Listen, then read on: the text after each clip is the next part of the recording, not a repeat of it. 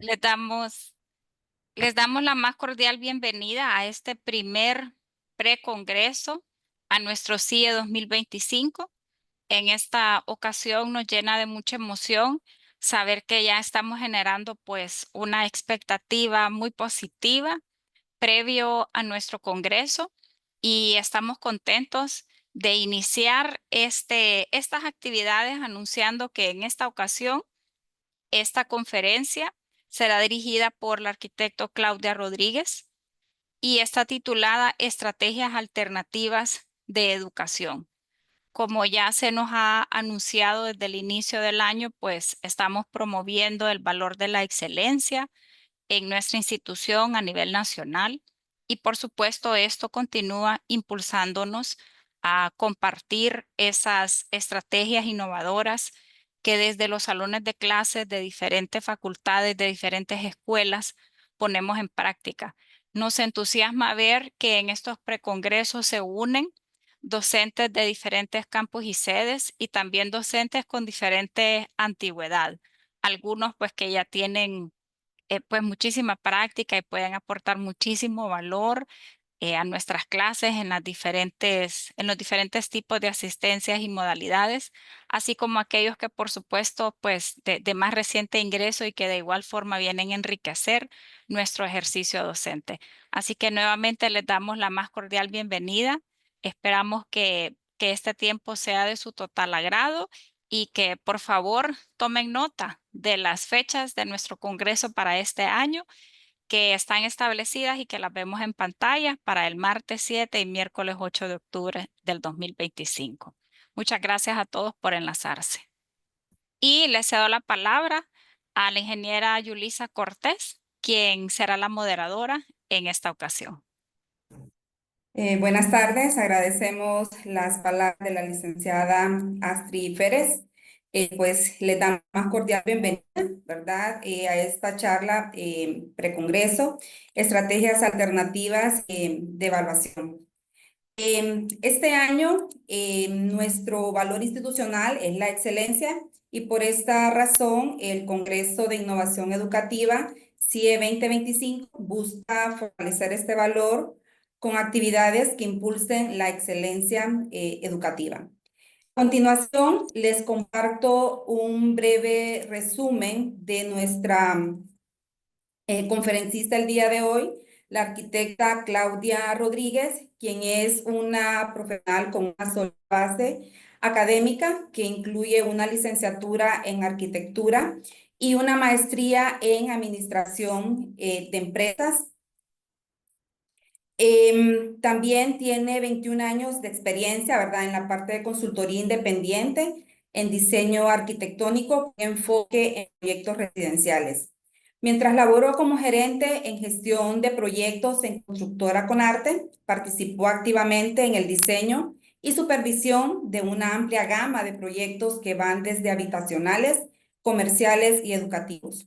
Su pasión por la educación la ha llevado a ser una dedicada docente en las carreras de diseño gráfico y arquitectura UNITEC desde el 2007. Actualmente se desempeña como directora de la Escuela de Arte y Diseño en UNITEC San Pedro Sula, un rol que consolida su liderazgo y su visión estratégica en el ámbito académico del diseño.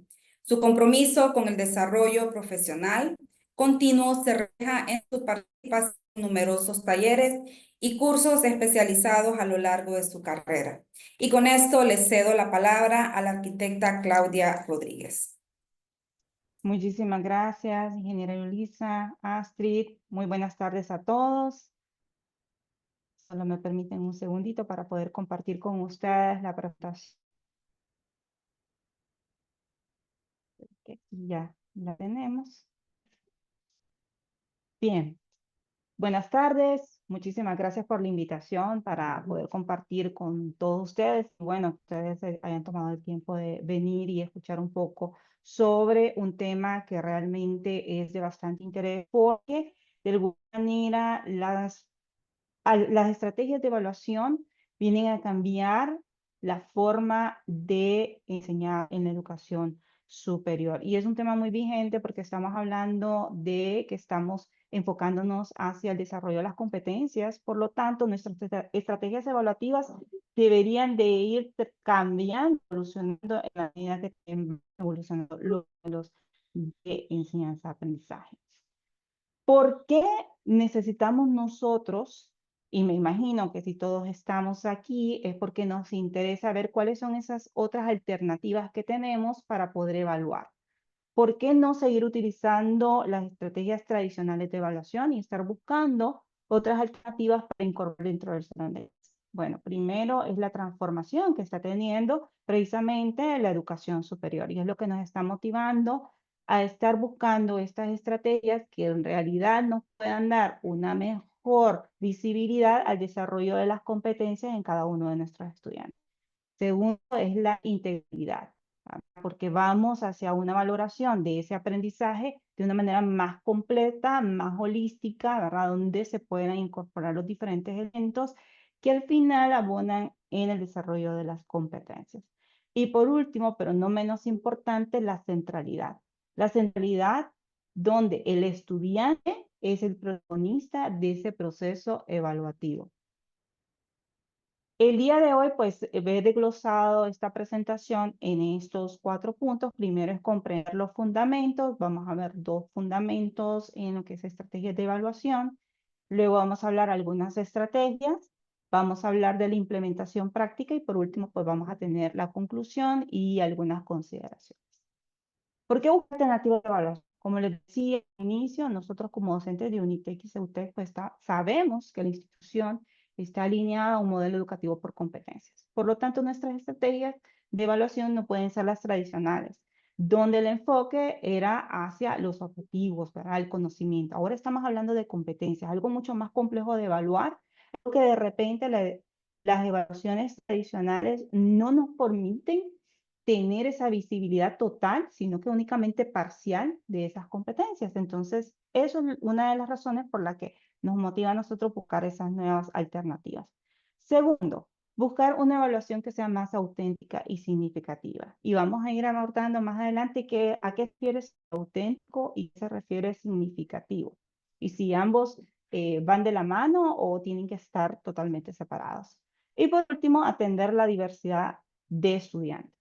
Todos sabemos que trimestre a trimestre nuestros grupos van evolucionando, van cambiando, tenemos diferentes tipos de estudiantes, pero a la vez dentro del mismo grupo tenemos diferentes estudiantes. O sea, hay estudiantes que tienen diferentes maneras de aprender y de repente al tener una sola estrategia de evaluación, no vamos a poder tener la visibilidad de realmente cómo está desarrollada la competencia en estos otros estudiantes. Entonces, al tener diferentes estrategias, aplicar diferentes estrategias dentro del salón de clase, podríamos tener mayor claridad de exactamente cómo ha sido el desarrollo de las competencias en cada uno de nuestros estudiantes. Al tener diferentes formas de aprender, también deberíamos nosotros tener diferentes formas de evaluar. Vamos a iniciar con el fundamento número 1, que es la evaluación auténtica. Hoy en día hemos escuchado bastante este término de evaluación auténtica. Yo lo escucho a cada rato, cada vez que estamos hablando de el modelo por competencias y la forma de evaluación, siempre sale el término de evaluación auténtica. ¿Pero a qué se refiere una evaluación auténtica?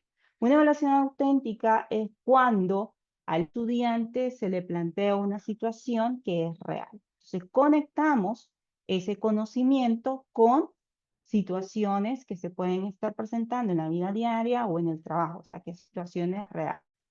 Muchas veces esta evaluación auténtica va a tener un aprendizaje significativo, o sea, que va a ser una evaluación auténtica y a la vez significativo. ¿Por qué? Porque requiere que el estudiante realmente haya comprendido en su totalidad ese conocimiento para poder resolver esta situación. Entonces, las características de la evaluación auténtica, primero que nada, realista, pero también requiere un juicio e innovación, ¿verdad?, en la forma de abordar el problema y el estudiante pues que pueda hacer uso de ese conocimiento para poder resolver. Entonces, evalúa el uso eficiente en las tareas complejas que se le presentan.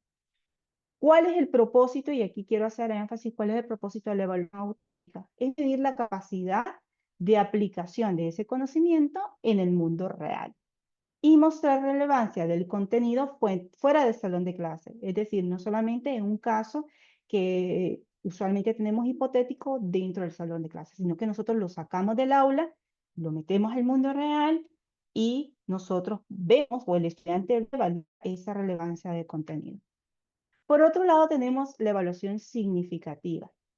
Esta evaluación es más profunda, es más de un análisis del estudiante. Hay una participación activa por parte de él, es una comprensión, como tenemos aquí en la pirámide, una comprensión profunda por parte de él, ¿verdad? De lo que está haciendo, del conocimiento que requiere una participación activa, pero hay una conexión con el conocimiento previo. Cuando el estudiante logra valorar lo que sabe, reconoce la importancia de lo que sabe para poderlo aplicar, entonces ahí tiene un aprendizaje significativo. O sea, un aprendizaje significativo no necesariamente va a ser auténtico, porque nosotros podemos lograr a través de un ejercicio, un caso, un proyecto que es hipotético, que el estudiante logre valorar ese aprendizaje.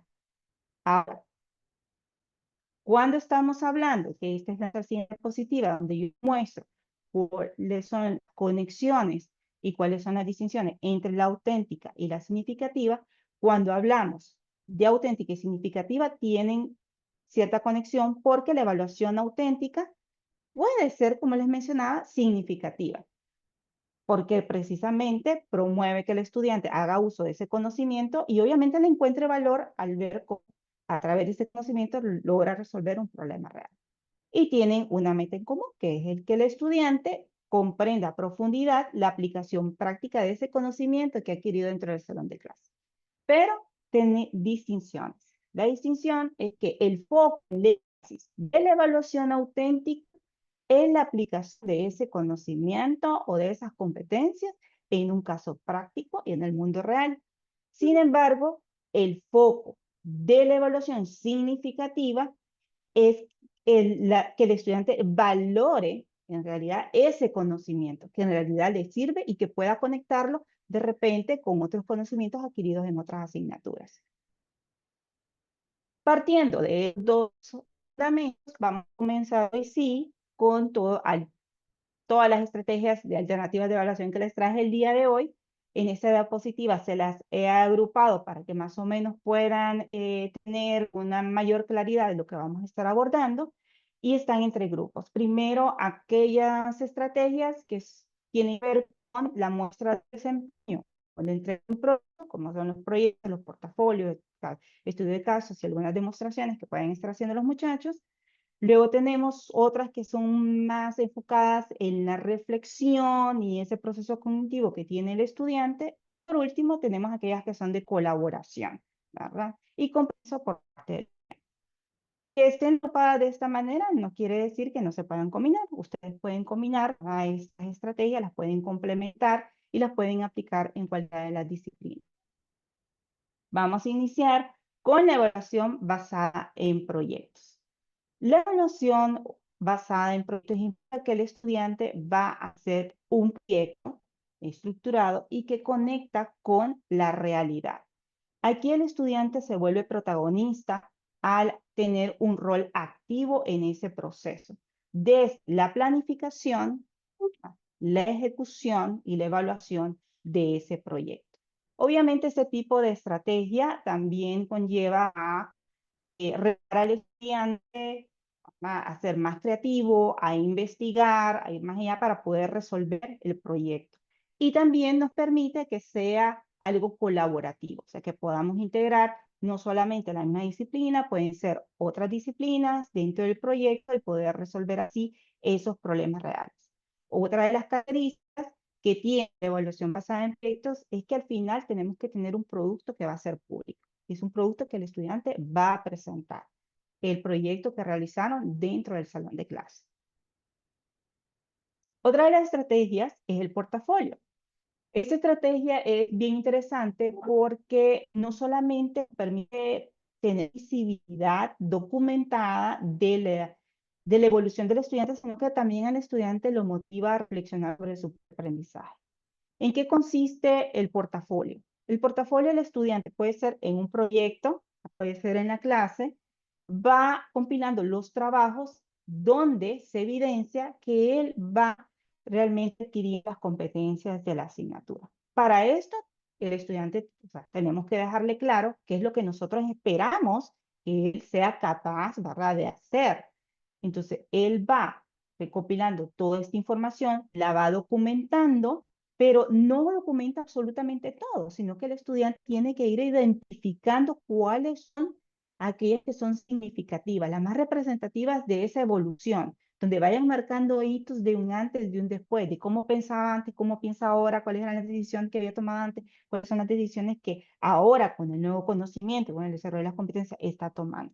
Eso le va a permitir al estudiante poder hacer un análisis crítico de su propio aprendizaje y de su desarrollo. Yo creo que uno de los grandes retos que podríamos nosotros estar teniendo a veces con los estudiantes es que ellos se den cuenta de cómo han evolucionado dentro de una clase. Y el portafolio les permite eso. Es cierto que al final de la clase ellos tienen un portafolio, yo creo que todos lo hacemos, el portafolio estudiantil. Ellos documentan todo su trabajo, ellos hacen una reflexión, pero poder irlo haciendo dentro de clase en donde ellos puedan venir y seleccionar, va a permitir a ellos tener un mejor criterio, ¿verdad?, de análisis de en realidad en dónde ellos están demostrando esa evolución, ¿verdad?, en el desarrollo de la competencia. Por último, pues ese portafolio, que bien puede ser físico, puede ser digital, se entrega, se evalúa para su retroalimentación y su valoración por parte del docente. Otra de las estrategias que yo sé que muchos las utilizan es el estudio de caso o simulaciones de situaciones que de alguna manera son similares, pero no son iguales. Por ejemplo, en el análisis de casos, nosotros le presentamos al estudiante una situación que puede ser real, puede ser hipotética, ¿no?, donde el estudiante identifica un problema y plantea soluciones aplicando obviamente todo el conocimiento que ha adquirido. Aplica sus teorías en los contextos específicos. En el caso de la simulación, el estudiante juega un rol dentro de escenario. Tiene oportunidad de explorar diferentes opciones. No igual en el caso él busca resolver, plantear una solución. En el caso de las simulaciones, invita más a la exploración desde diferentes perspectivas, ¿verdad? ¿Qué pasa si yo tomo esta decisión o si yo tomo otra? Entonces, siempre al final es buscando resolver la situación, pero el estudiante asume un rol que igual puede ser en un simulador que permita la participación de diferentes estudiantes y cada quien tenga un rol, o hay simuladores para un solo estudiante en donde pues se tropicaliza, ¿verdad?, para situaciones más apegadas a la realidad de nosotros, y él va experimentando con las diferentes tomas de decisiones que hace. Estas estrategias desarrollan la toma de decisión en escenarios más complejos, ¿verdad? Y los va preparando a poder presentarse y poder enfrentar la realidad, la práctica profesional. Otra de las estrategias que traigo, disculpen si voy un poquito rápido, pero sí son varias y sí me gustaría que por lo menos pudieran tener un panorama general de cada una de ellas y poder identificar cómo las pueden ir implementando. Otra de las estrategias, las tareas de ejecución o demostraciones prácticas que también es muy aplicado hoy en día en ciencias de la salud, en las ingenierías, en las artes, es cuando tenemos los laboratorios, ¿verdad? Y ellos nos tienen que demostrar que saben hacer algo. Entonces, el aprendizaje no puede quedar solamente en la teoría, sino que nos vamos a la práctica y dentro de estos espacios donde ellos van a ejecutar y van a hacer demostraciones, nos demuestran eso, que saben hacer A o B, que tenemos como parte de las competencias dentro de nuestra asignatura. Otra de las estrategias que tenemos son los diarios reflexivos o bitácoras de aprendizaje. A diferencia del portafolio, en la bitácora de aprendizaje, el estudiante es como un diario, donde él va anotando lo que va aprendiendo, cómo lo va aprendiendo. Estas son algunas preguntas sugeridas que nosotros podemos dejarle al estudiante, podemos dejarle como tarea, ok, vamos a hacer un diario, y cada día ustedes van a escribir en ese diario qué aprendieron. ¿Para qué les sirve? Entonces nosotros damos las preguntas puntuales en las que ellos tienen que reflexionar. Y ellos, al fin de la sesión, deben de escribir en su diario qué aprendieron, por ejemplo, cómo lo aprendieron, si ellos vieron alguna utilidad de lo que aprendieron, o sea, para qué les sirve. Y de repente, creo que una de las preguntas más significativas que podríamos hacer es, ¿dónde más lo puedo utilizar? Porque eso es lo que va a nosotros evidenciar que el estudiante logra conectar ese aprendizaje que tiene dentro de nuestra asignatura con otros aprendizajes que está teniendo en otras asignaturas y con ello ir desarrollando la competencia. Recordemos que las competencias no la desarrolla una única clase, la desarrollan varias clases. Por lo tanto, el poder conectar lo que va aprendiendo en clase con lo que está aprendiendo en otra clase, pues evidentemente nos va mostrando capacidad de análisis del estudiante, hay una capacidad de poder conectar todo este aprendizaje para lograr resolver situaciones. Entonces, este me parece que una de las estrategias que de repente muy poco las implementamos, pero que ayuda mucho a la reflexión para nuestros estudiantes y también si nosotros podemos hacer una revisión periódicamente, vamos a ir viendo e identificando cómo va evolucionando cada uno en el desarrollo de sus competencias, cómo va conectando con los otros aprendizajes.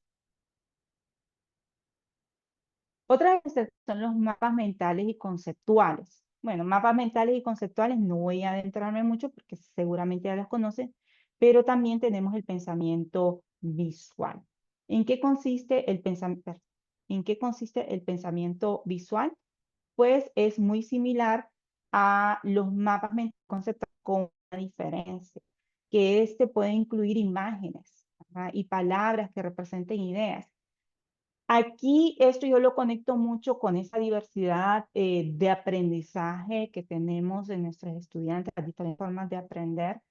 Recordemos que tenemos muchos estudiantes que pues tienen este diagnóstico de que son neurodivergentes, ¿verdad? Por lo tanto, no todos nos van a poder evidenciar, por ejemplo, en un mapa mental que logran conectar las ideas. De repente necesitan otro tipo de estrategia para podernos demostrar que sí lograron entender la conexión de los conceptos, la conexión de las ideas, que nos la van a poder explicar. Si yo tengo que empezar a reflexionar sobre cómo en realidad este estudiante me puede a mí demostrar que sí sabe hacer o sí sabe conocimiento, si lo tiene o ha desarrollado la competencia a este punto que es lo que yo necesito. No todos me lo van a demostrar con la misma estrategia, porque no todos nuestros estudiantes son iguales.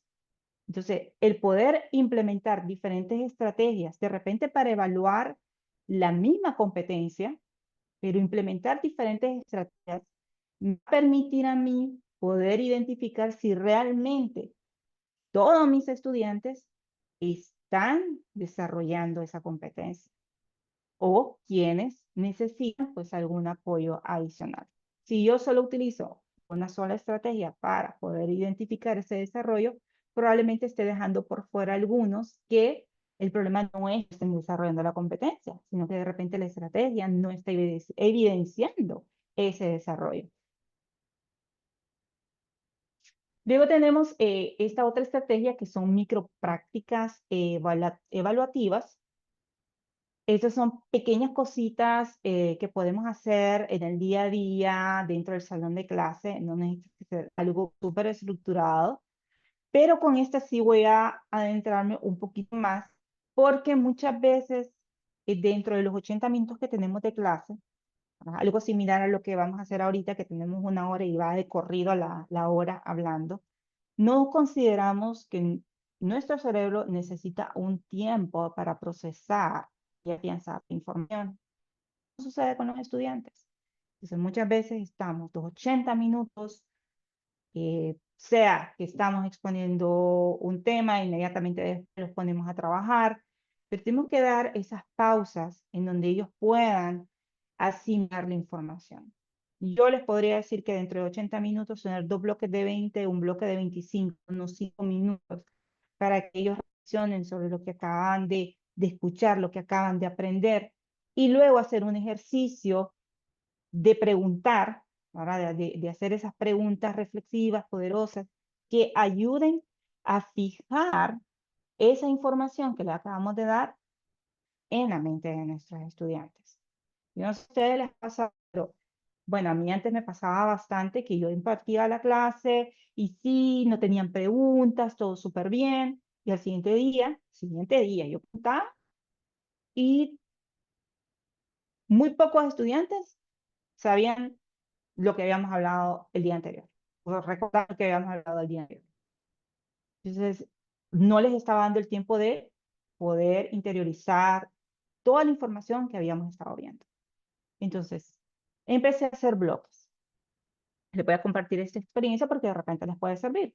Empecé a hacer bloques. Entonces yo venía y le daba la información, luego hacía 5 minutitos, ¿verdad? Que se dispersen un poquito, y venían luego las preguntas, ajá, ¿qué acabamos de ver en el primer bloque? ¿Qué recuerdan? Entonces, con eso el estudiante va fijando esa información en él. Y luego, tal vez el mismo día, en las primeras preguntas que hacía, me contestaban pocos. Pero sí me funcionó porque al siguiente día eran más los estudiantes que recordaban lo que habíamos visto el día anterior. Entonces, esa es una práctica que muy poco tenemos, porque yo sé que tenemos un contenido que a veces, bueno, decimos, bueno, hay que abordar todos estos temas, pero reflexionemos sobre qué es lo que realmente nos interesa que el estudiante sepa hacer, y enfoquémonos y desarrollamos ese tiempo en eso. Démosle tiempo por esos 80 minutos a que absorber esa información y dar de esos espacios para hacer esas preguntas poderosas que los va a invitar a reflexionar e ir afianzando ese conocimiento. Luego tenemos la rutina de pensamiento, que las rutinas de pensamiento, pues yo lo hago mucho con la clase introductoria, en donde le digo, ok, ¿usted qué pensaba antes de esto? ¿Qué creía que era? ¿Cómo lo miraba? Entonces ellos vienen y ya me dicen, bueno, yo antes pensaba que esto era así, así, así, pero luego ahora mi perspectiva cambió, ahora la forma de ver las cosas cambiaron. Ahora pienso que esto es así, así, así, con lo que ahora he aprendido. También tenemos las preguntas siempre al final de la clase, ¿verdad? Siempre tenemos estas preguntas de qué aprendieron, qué dudas quedan, pero es importante tener este espacio donde consolidamos lo que ese día se vio, se compartió con nuestros estudiantes. Ellos entienden que eso es lo más importante que ellos deben de aprender. Por último, otra de las prácticas que podemos tener, por eso decimos microprácticas evaluativas formativas dentro del salón de clase, otra práctica pequeñita, es decirle al estudiante que dentro del salón de clase se levante y explique con sus propias palabras pues algún procedimiento o algún concepto. Yo siempre digo a los estudiantes, si usted logra explicar algo, cómo se debe hacer, o por qué algo es como es, o explicar un concepto, usted no necesita estudiar porque ya lo comprendió, ya lo digerió, ya usted se apropió de ese conocimiento. Entonces, explicar, esa es la mejor manera de estudiar. Entonces, para ellos, explicar también es la mejor manera de aprender, de comprender todo lo que nosotros realmente les estamos enseñando en clase. Luego tenemos las evaluaciones que son, bueno, la autoevaluación y la coevaluación, que yo sé que varios también ya las utilizan, nos invita a la reflexión crítica, ¿no? De un análisis que puede ser el propio, puede ser el de algún compañero. También tenemos el aprendizaje, es un aprendizaje colaborativo porque hacemos una comunidad de aprendizaje y aprendemos juntos. Y la retroalimentación constructiva, sobre todo es aprender a poder dar una retroalimentación que sea constructiva. ¿Cuál es el reto? Uno de los retos que yo he encontrado con esta estrategia. Y es que cuando están haciendo la coevaluación, los estudiantes muchas veces no querían realmente dar una retroalimentación. Siempre decían que todo estaba perfecto. Sobre todo cuando son de los primeros años. Ya que de repente, en la medida que van avanzando, pues ya ellos se sienten con mayor libertad, con mayor confianza de poder dar una retroalimentación, pero en los grupos que son bien jovencitos, son esos grandes retos. Y yo les decía, Cuando usted está haciendo una retroalimentación, el evaluado no es el dueño del proyecto. El evaluado es usted, porque yo quiero saber si usted logró identificar esas oportunidades de mejora. Yo necesito saber que usted me diga qué es lo bueno que hizo este estudiante. Y en esa medida he visto que ellos han logrado soltarse un poquito más y poder opinar. En esto podríamos nosotros darle una calificación, al igual que en otras de las estrategias, pero también podríamos no darle una calificación. Y aquí, ¿por qué no dar una calificación? Porque cuando no hay una calificación de por medio, el estudiante se siente más tranquilo, más confiado. Entonces puede hacerlo con confianza, puede venir y dar una opinión, sabe que no hay una calificación de por medio. No tiene miedo a equivocarse, porque sabe que no va a ser amonestado en su puntuación. Entonces, muchas de las estrategias que estamos viendo a lo largo de esta sesión, yo les invito a que puedan estarlas inventando, no en todas poner una calificación.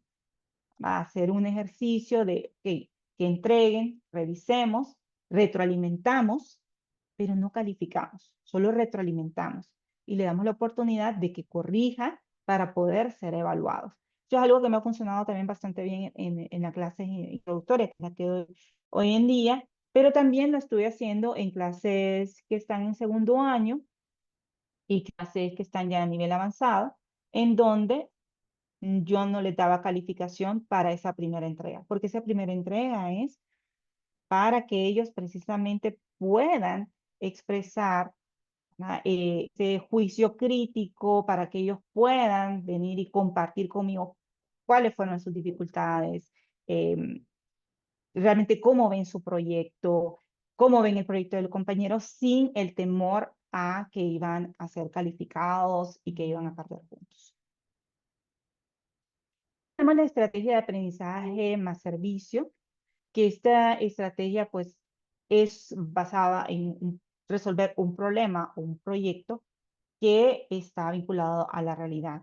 Y esto normalmente lo hacemos con los proyectos de vinculación, donde nosotros hacemos, a través de este proyecto, hay una conexión con la comunidad, hay una intención el currículum que tiene el estudiante, una reflexión por parte del estudiante y donde el estudiante pues lleva el liderazgo.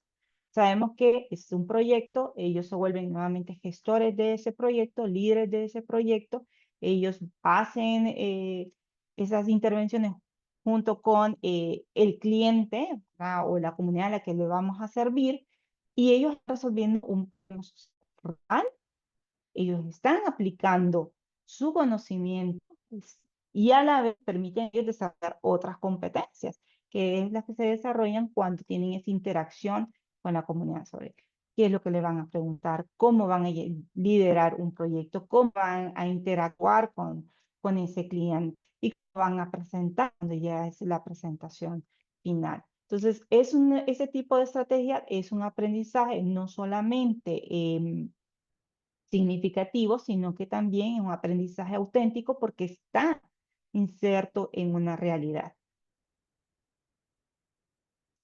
Luego tenemos los contratos de aprendizaje, ¿verdad? Que este sí es un contrato que nosotros elaboramos con el estudiante en donde podemos especificar cuáles son esas labores que debe de realizar, ¿verdad? Cuáles son esos alcances al que debe de llegar y evaluamos conforme a si estas actividades fueron realizadas o no. ¿Cuáles son estas características? Características que tiene un feedback para poder mejorar, pero sin un no, simplemente para que él vaya mejorando cada vez nosotros le vamos haciendo un feedback. Hay diferentes maneras de aplicar este contrato de aprendizaje. Uno es el de garantía B, donde si usted cumplió con el mínimo, usted tiene alrededor de un 80, un 89% de nota. Yo cumplió con lo básico que tenía que cumplir. Pero si usted, si el estudiante logró superar ese básico, o sea, logró hacer algo excepcional, se va a mejorar su calificación. Ese es uno de los modelos que se aplican en el contrato de aprendizaje.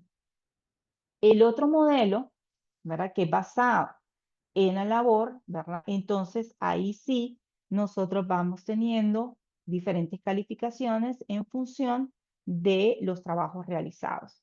La ventaja de los contratos de aprendizaje es que el estudiante tiene claridad absoluta de lo que debe de hacer para tener su nota. Y como no tiene calificación a lo largo del contrato, el estudiante va a poder experimentar, va a tomar riesgos, ¿verdad? Porque va a saber que si, bueno, si esa actividad no le salió bien, no importa, con el feedback se les da retroalimentación, tiene la oportunidad de irlo mejorando. Entonces, este contrato permite que el estudiante realmente tome la batuta de su aprendizaje. Decir, ok, yo necesito hacer esto y esta es mi responsabilidad. Entonces, yo la voy a liderar y voy a trabajar para poder lograrlo. Para todas estas estrategias que hemos visto, es fundamental que tengamos rúbricas. Porque si no tenemos claro, o el estudiante no tiene claro qué es lo que se va a evaluar, cómo se le va a evaluar, entonces al final, en realidad el estudiante se puede desmotivar. Nosotros podemos rúbricas que sean muy específicas o podemos tener rúbricas holísticas como la que tenemos para la evaluación por competencias. Ustedes se fijan, la evaluación por competencias es un solo ítem, ¿verdad? Y lo hacemos de manera general. Pero podemos tener rúbricas que son súper detalladas, ¿verdad? Donde el estudiante sepa exactamente lo que debe de cumplir, lo que debe de demostrar para obtener cada una de las calificaciones. Nuevamente les repito, es bien importante para lograr ver el desarrollo de la competencia, que haya un proceso en donde el estudiante tiene diferentes iteraciones con el docente. O sea, que el docente pueda ir viendo la evolución de esos trabajos y pueda retroalimentar. Porque si no, la evaluación realmente no va a tener el resultado que esperamos, no va a tener el impacto que esperamos. Porque si vamos a asignarles un proyecto y lo vamos a revisar hasta el final, esa realimentación no va a servir de nada al estudiante, sino que para el futuro, para otro proyecto. Entonces, cuando asignemos o apliquemos cualquiera de las estrategias, hagamos un punto de revisión en donde le podamos indicar al estudiante, aplicando la rúbrica de la actividad, dónde está en ese momento. Decirle, en este momento te encuentras aquí, en este punto. ¿Por qué esto no lo lograste evidenciar? Porque te faltó esto. Aquí necesito que profundices más esto para que en realidad yo pueda ver que tú has logrado aprender, ¿verdad? O que sabes hacer tal cosa, sabes tomar esta decisión. Pero necesitamos tener al menos un punto donde el estudiante reciba ese feedback sin castigo. O sea, un feedback sin calificación. Y ya con eso el estudiante puede nuevamente sentarse, ponerse manos a la obra, trabajar en su proyecto y poder hacer ya la actividad, completar la actividad para la evaluación, la calificación. ¿Cuáles son los beneficios de nosotros poder aplicar una evaluación alternativa? Cuando digo alternativa, pues es alternativa a las tradicionales, ¿verdad? Las que habíamos hablado al inicio. Como les mencionaba, primero es la visión holística. Muchas de esas estrategias permiten integrar diferentes conocimientos. Una, por ejemplo, en mis clases, yo doy la clase de introducción ahorita, la clase de introducción al estudio de la arquitectura. Y cualquiera, cuando yo la tomé, era una clase meramente teórica. Y yo digo, no puede ser teórica, esto lo vamos a pasar a práctica. Y ellos hacen proyectos. Son estudiantes primer ingreso y hacen un proyecto arquitectónico. Yo les, todos los conceptos que vamos viendo, ellos van haciendo ejercicios a lo largo de el curso, diferentes ejercicios. Utilizamos diferentes estrategias para poder hacer esos ejercicios, ir evaluando que logren aprender esos conceptos.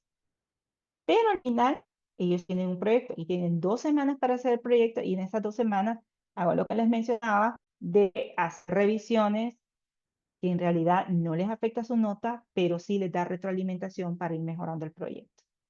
En ese proyecto es una integración todo lo que el estudiante aprendió a lo largo del curso. Y la manera en que logran conectar todos los conceptos realmente es fantástica, es bien satisfactoria, no solamente para mí, sino también para los estudiantes, porque se sienten muy motivados y eso nos va al otro beneficio, ¿verdad? La motivación y ese compromiso que están teniendo ellos en ese proceso de aprendizaje. Las evaluaciones también les permiten poder prepararse para ya su futuro profesional. ¿Por qué? Porque todos estos proyectos nosotros podemos ir desarrollando no solamente las competencias específicas, de esta estrategia, no solamente las competencias específicas de la asignatura o de la carrera, sino aquellas competencias transversales que sabemos que tenemos que estarlas desarrollando nuestros estudiantes porque son de las demandas que tiene ahorita el mercado laboral y son de esas habilidades del siglo XXI como el desarrollo de pensamiento crítico, la colaboración, la comunicación efectiva. Esas estrategias, muchas de ellas, nos permiten trabajar o evaluar dentro de la misma, no solamente que tengan las habilidades o el conocimiento enfocado a su profesión, sino también esas habilidades transversales que son habilidades blandas para poder enfrentar los retos a nivel profesional. También ayuda al fomento de la autorregulación y conciencia del propio aprendizaje, porque no hay nada mejor y más motivador para un estudiante que poder identificar dónde estaba antes y cómo ha ido creciendo, cómo pensaba antes y su forma de pensar cómo ha ido cambiando. Yo lo veo en muchos de los estudiantes, bueno, los chicos de intro cuando hacen el portafolio, solo en 10 semanas ellos ven la diferencia y se emocionan. Y dicen, mira, Arqui, ya todo lo que pude hacer ahorita, realmente es que ahora sí veo la evolución. No digamos a la carrera, ¿verdad? Cuando yo veo estudiantes que tal vez les di clase en habitacional y luego ya están en diseño institucional, que no es muy distante, son como ¿qué? 4 periodos nada más, pero ellos comparan lo que era capaz de hacer cuando estaba yo en la clase y ahora lo que he aprendido, cómo he crecido, cómo he evolucionado, cómo mi forma de pensar o de abordar los problemas han cambiado, cuáles son realmente esas competencias que he ido desarrollando. Y eso nuevamente nos lleva a que todo esto motiva al estudiante a seguir aprendiendo. ¿Cuáles son esos desafíos que normalmente tenemos dentro del salón de clase y cómo los podemos abordar? Definitivamente el tiempo y el esfuerzo es uno de los desafíos que tenemos. Para esto, el mejor aliado es la planificación y comenzar con microprácticas. No tenemos que empezar de lleno ya a implementar clases o estrategias, no. Empecemos con microprácticas, cosas pequeñitas que nosotros sabemos hacer. Podemos trabajarlo con otros docentes que están impartiendo nuestra misma asignatura. Yo lo hago con la clase introductoria, gracias a Dios tengo 2 secciones de clase introductoria, entonces con la docente de la otra sección, a veces pues, nos sentamos, nos ponemos de acuerdo con más, ¿qué hacemos aquí? También implementemos esto, sí, de verdad que vamos, la forma de evaluar, a veces juntamos las 2 secciones también para que haya una colaboración no solamente entre nosotros, sino que también entre los estudiantes. Entonces podemos ir empezando así, con microprácticas, trabajando en conjunto con otros docentes.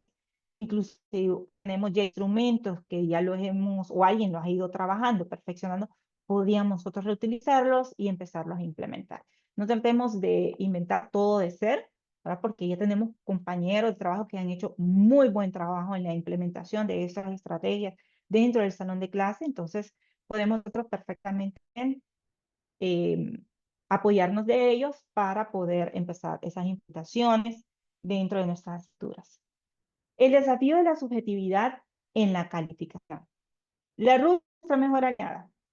Tener unas rúbricas súper detalladas, nuevamente rúbricas en donde vamos a evaluarlo en punto con otros docentes que parten en la misma asignatura, nos sentemos y vemos, mira, esta es la rúbrica que tengo para esta actividad, revisémosla, que sea realmente algo objetiva la evaluación y la implementación de una coevaluación bien estructurada. El desafío de necesidad de capacitación, porque muchas veces pues, desconocemos exactamente cómo implementar todas estas estrategias. Ahora vimos, estas son algunas, no son ni siquiera todas las estrategias que podríamos nosotros estar implementando. De esa necesidad de capacitación. Esto fácilmente se puede abordar a través de talleres que yo sé muy bien que si hay un grupo que esté interesado, puede levantar la mano, Innovación Educativa puede preparar un taller, o inclusive en Coursera pueden encontrar algunos cursos que están alineados pues, a estas estrategias. En Internet se pueden encontrar también unas guías para poder implementar. Entonces, hay mecanismos que nosotros podemos utilizar para poder eh, capacitarnos y poder implementar estas estrategias. Y la escalabilidad para los grupos grandes. Entonces, aquí la implementación de evaluación por pares puede ser una de las estrategias. En el caso de los portafolios, pues podríamos estar haciendo portafolios que estén en línea y aprovechar al máximo todas las bondades que nos dan pues, plataformas como es Canvas. ¿Qué consejo les puedo dar yo para que puedan tener una implementación exitosa? Primero es identificar claramente qué es lo que el estudiante necesita saber. Al terminar el curso, qué es lo que necesita saber hacer. Entonces, tener eso súper claro. Yo siempre me voy de atrás para adelante. O sea, ¿qué es lo más importante en mi curso? O sea, me dice realmente qué necesita saber hacer el estudiante cuando termine el curso. Y eso es lo primero que yo saco. Y luego, pues ya voy sacando, pues, estas otros conocimientos, habilidades que el estudiante pues, sea bueno que tenga, ¿verdad? Y que de repente si están alineados con el curso, siempre es lo que es lo más importante. Y en función de eso, empiezo a seleccionar cuál es la estrategia que me podría servir para ver si realmente están logrando. Entonces, la otra es la claridad al momento de comunicar los criterios mediante las rúbricas detalladas. Eso es que el estudiante sepa exactamente lo que estamos esperando de él. Porque muchas veces es eso, que no es que el estudiante no tenga competencias, sino que el estudiante no tiene claridad de qué es lo que necesita el docente ver en un proyecto. Entonces, si nosotros tenemos rúbricas detalladas, puntuales, claras, y tenemos una descripción de la actividad clarísima, no hay manera que el estudiante se pierda. Ahí está. ¿Qué es lo que esperamos? Si el estudiante llega en este nivel, ¿qué nota tiene? Si logra hacer esto, ¿qué nota tiene? Si logra hacer esto, ¿qué nota tiene? Entonces, eso también es muy importante tenerlo. La retroalimentación, como bien les decía, tiene que ser oportuna y constructiva. Entonces, generar estos espacios en donde nosotros podamos retroalimentar para que el estudiante se motive a aprender, a investigar, a mejorar, es decir, sin que tenga esta primera retroalimentación, una calificación, eso les va a ayudar bastante, para que el estudiante realmente se comprometa en mejorar y en aplicar o en esforzarse, ¿verdad?, en lograr esas competencias dentro del curso. Y el involucramiento, participación estudiantil, no solamente participación al momento de hacer la actividad, sino al momento de diseñarla. Yo en el último proyecto que hago en la clase de introducción, esa la diseñamos en conjunto. Yo sé qué es lo que yo necesito que ellos me muestren, pero les digo, ¿qué quieren hacer? O sea, ¿qué les motivaría a hacer? Entonces empezamos, ¿verdad? Algunas lluvias de ideas, otras veces pues definitivamente no tienen idea, entonces yo les doy, podríamos hacer esto, podemos hacer lo otro, pero si ellos se involucran exactamente en qué les gustaría estar trabajando, definitivamente pues va a haber un mayor compromiso por parte de los estudiantes. Y dejo esta frase. Se puede iniciar con una micro práctica, o sea, o una versión piloto, o sea, no tiene que ser perfecta. Si buscamos entrar en primera instancia, aplicar una estrategia y tiene que estar perfecta, nunca vamos a arrancar. Entonces, podemos hacer prácticas pequeñitas, podemos hacer versión piloto, vamos a ver, voy a implementar esto, lo vamos a hacer así, así, ok. Al cierre del periodo, este fue mi aprendizaje, lo voy a mejorar para la siguiente vez y lo va seccionando. Y eso ustedes van a ir ganando esa confianza en ese proceso, para ir implementando en otras asignaturas o ir perfeccionándolo dentro de clase. En conclusión, vamos a trabajar, ¿verdad? Y vamos enfocados en una cultura creativa que sea transformadora de nuestros estudiantes. Ya no es una evaluación a medir al final, es una evaluación para que el estudiante sea el protagonista de ese proceso de evaluación, donde esté súper involucrado, súper comprometido, donde él encuentre el valor en el aprendizaje. Por eso va más allá de solamente el conocimiento teórico, sino que va alineado al desarrollo integral de las competencias. Así que para cerrar, este es un llamado a la acción y los invito primero a reflexionar. Primero que analicemos de manera crítica cuáles son nuestras prácticas evaluativas que tenemos actualmente dentro de nuestro salón de clase. Miremos, ¿verdad?, cómo vamos a poder implementar, probar nuevas estrategias, comenzando, como les digo, pequeñas intervenciones. No tiene que ser algo agresivo, no tiene que ser algo radical. Podemos hacer pequeños pasos, uno a la vez, y cuando menos acuerden, ya ustedes tienen una estrategia súper bien estructurada e implementada en una asignatura, y ustedes ya no le van a tener miedo a seguir implementando otras estrategias. Y colaborar. O sea, estemos abiertos a trabajar con colegas, van en este camino de la transformación, en la implementación de nuevas estrategias. Busquemos a aquellos colegas que están impartiendo nuestras mismas asignaturas, miremos qué podemos hacer en conjunto, comparemos los resultados, ¿verdad? Si hacemos pilotos, comparemos los resultados que te funcionó a vos, que me funcionó a mí, volvámonos a tentar, volvámonos a estructurar. Y de esta manera vamos a ir diversificando las estrategias de evaluación, lo cual es clave para poder transformar la educación superior hacia un modelo que sea más formativo, más auténtico y más significativo para nuestros estudiantes. La innovación puede comenzar a partir de esas pequeñas acciones. Muchísimas gracias. Hemos visto 10 estrategias, 2 fundamentos y un mar de posibilidades para implementar en nuestras clases. Muchas gracias, arquitecto Claudia. A continuación tendremos un espacio para preguntas y respuestas, por lo que se estará dando lectura, ¿verdad?, de sus preguntas escritas en el chat. Tenemos una primera pregunta, arquitecta. ¿Qué rol juegan las tecnologías educativas en la implementación de evaluaciones alternativas y qué herramientas recomendaría para empezar? Ok, al final todas las tecnologías son herramientas, ¿verdad? El día de hoy pues vimos estrategias, pero podemos trabajar estas estrategias con diferentes herramientas. Por ejemplo, en el tema del portafolio, puede tener Behance, puede ser un foro. Vaya, si no tenemos la licencia Behance, hacemos un foro en Canvas, un blog, y los muchachos ahí pueden ir comentando, ¿verdad?, cuáles son esos puntos claves o las reflexiones. Por ejemplo, cuando les decía el tema de las reflexiones, decir, ok, reflexionemos de lo que aprendimos hoy. Y esas preguntas claves o esas preguntas poderosas que vamos a tener en nuestro salón de clase, las podemos colocar en un foro y decir al estudiante, ok, ya cerramos la sesión de hoy, entren al foro y contesten las preguntas. Y en eso vamos a ir desarrollando esa comunidad de aprendizaje para que todos vayamos viendo qué es lo que va aprendiendo los demás, cómo lo ven, cuál es su perspectiva y cómo va evolucionando también la perspectiva del grupo.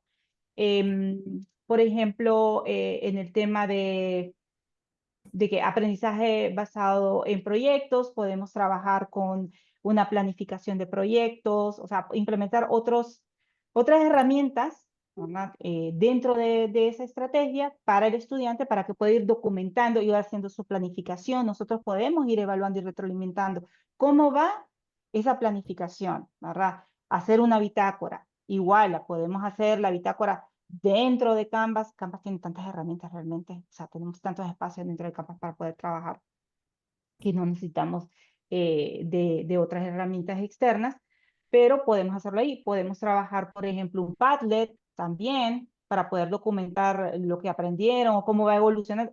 Podemos tener cada estudiante, por ejemplo, en portafolio, cada estudiante puede tener un Padlet y ahí colocando fotografías de los avances de proyecto, de sus reflexiones, y usted también puede ahí mismo darle una retroalimentación.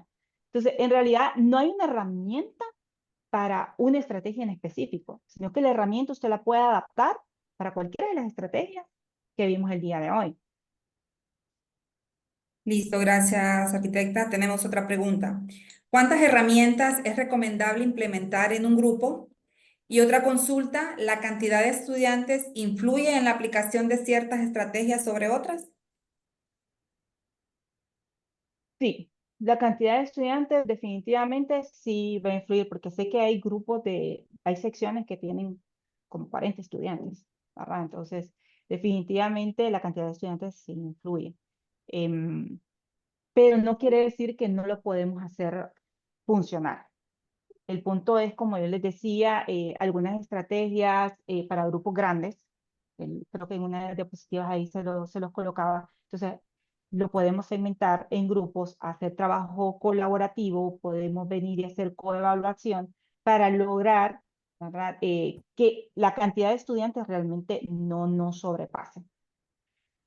Em, de ahí, perdón si me dice, si me menciona cuál era la otra pregunta, la otra parte de la pregunta que se me escapó. Em, ¿Cuántas herramientas es recomendable implementar en un grupo? ¿En un grupo o en una estrategia? Porque en un grupo usted puede implementar varias herramientas, ¿verdad? A lo Sí, en largo un del grupo, curso, esa es la pregunta. sí, en un grupo usted puede implementar las herramientas que guste. Ahora, en una estrategia sí no le recomendaría estar trabajando con muchas herramientas, ¿verdad? Porque obviamente hay un tiempo establecido para esa actividad. Yo diría un máximo de 3 herramientas suficiente para poder trabajar la estrategia.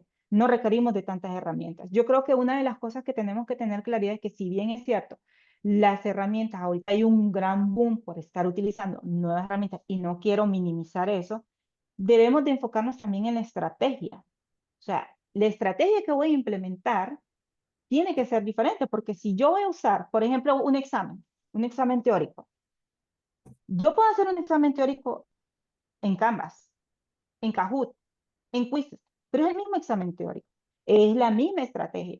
Entonces, no es tanto la herramienta, es la estrategia. Entonces, pensemos primero en la estrategia que queremos implementar y luego evaluamos qué herramientas me pueden ayudar a implementar la estrategia. Listo. Agradecemos a la arquitecta Claudia Rodríguez por la charla brindada. Si Muchísimas están gracias a todos. interesados, listo, gracias, arquitecta. Si están interesados en participar con una ponencia en el CIE 2025, pueden llenar el formulario que se les estará compartiendo por medio del chat. En el chat pueden encontrar el enlace y se pueden inscribir desde ahí.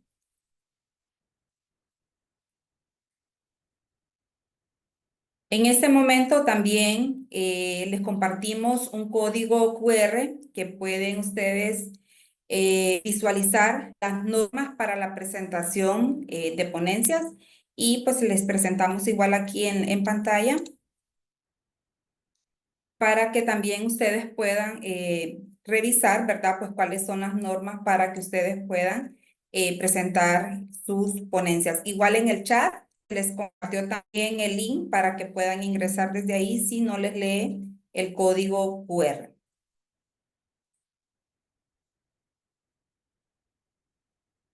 Les agradecemos a todos por su asistencia y atención.